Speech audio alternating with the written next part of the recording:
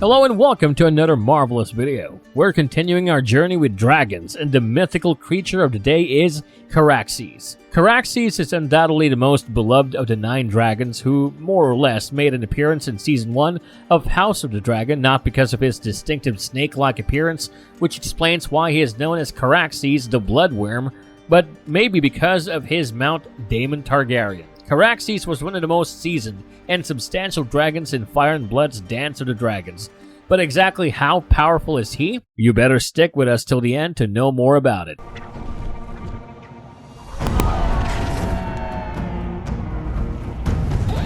How big and powerful Caraxes truly is.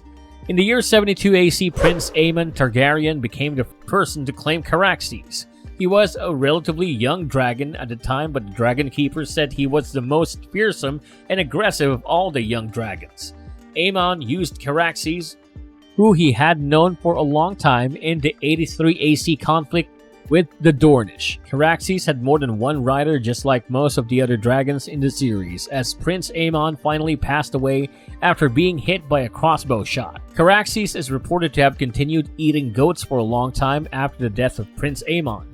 He went for a long time without a rider, but in 105 AC, the rogue prince Daemon Targaryen claimed Caraxes. Caraxes' odd physique is one characteristic that distinguishes him from other dragons in House of the Dragon. Fans would have noticed Caraxes' extraordinarily long neck in the show's first episode. The showrunners claimed that this would have prevented him from being able to fly without experiencing difficulties in the air. So, smaller wings were added to his feet to combat this, which aided in his excellent balance while flying. I guess he is even more endearing to the fans because of his rather peculiar looks. Caraxes is reputed to be pretty large in size. He is much larger than the ordinary dragon, although not the largest in the series. Rhaenyra's dragon Syrax was smaller than Caraxes. Caraxes is reputed to have been one of the most powerful dragons in combat. His knowledge was on par with the Rogue Prince, and his ruthlessness only enraged his foes. Despite being half as big as Vhagar, Caraxes would engage him in combat on an equal basis. Caraxes actually demonstrated this strength by using his strong jaw to pull out the seasoned dragon's throat. That does not imply that he had an easy fight, as he also ended up suffering fatal wounds in this one. Despite his might, Caraxes eventually passes away. He witnessed his left arm being entirely severed and his belly being torn apart during the battle with Vhagar on top of the God's Eye. But at that exact moment, he ripped Vhagar's throat out with his jaw.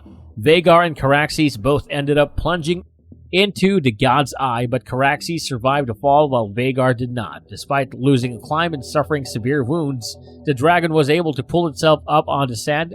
Caraxes eventually passed away gradually outside of Harrenhal.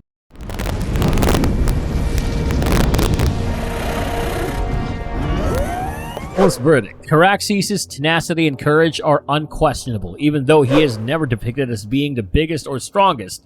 Being able to match up with Vhagar being half his size is no easy quest.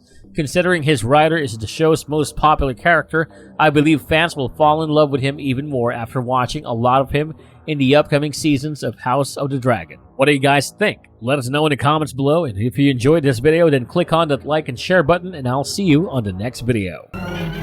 King of the Andals and the Rhoynar and the First Men, Lord of the Seven Kingdoms.